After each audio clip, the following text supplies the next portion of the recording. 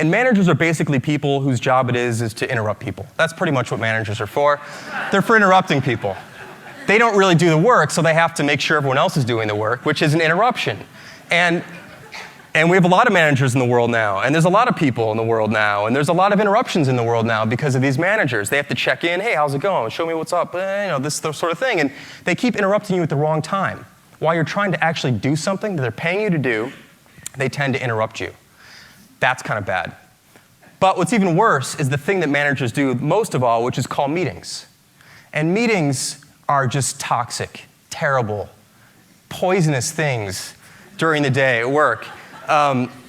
We all know this to be true, and you would never see a spontaneous meeting called by employees. It doesn't work that way. It's like the manager calls the meeting, so the employees can all come together, and it's an incredibly disruptive thing to do to people, is to say, hey, look, we're going to bring 10 people together right now and have a meeting. I don't care what you're doing, just you got to stop doing what you're doing so you can have this meeting. I mean, what are the chances that all 10 people are ready to stop? What if they're thinking about something important? What if they're doing important work? All of a sudden, you're telling them they have to stop doing that to do something else. So they go into a meeting room, they get together, and they talk about stuff that doesn't really matter, usually, because meetings aren't work. Meetings are places to go talk about things you're supposed to be doing later. But meetings also procreate. So one meeting tends to lead to another meeting and tends to lead to another meeting. There's often too many people in the meetings, and they're very, very expensive to the organization. Companies often think of a 1-hour meeting as a 1-hour meeting, but that's not true unless there's only one person in that meeting.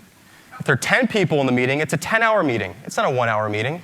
It's 10 hours of productivity taken from the rest of the organization to have this one 1-hour meeting, which probably should have been handled by 2 or 3 people talking for a few minutes. But instead, there's a long scheduled meeting because meetings are scheduled the way software works, which is in like increments of 15 minutes or 30 minutes or an hour. You don't schedule an 8-hour meeting with Outlook.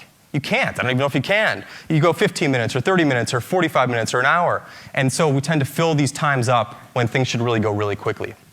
So meetings and managers are 2 major problems in businesses today, especially at offices. These things don't exist outside.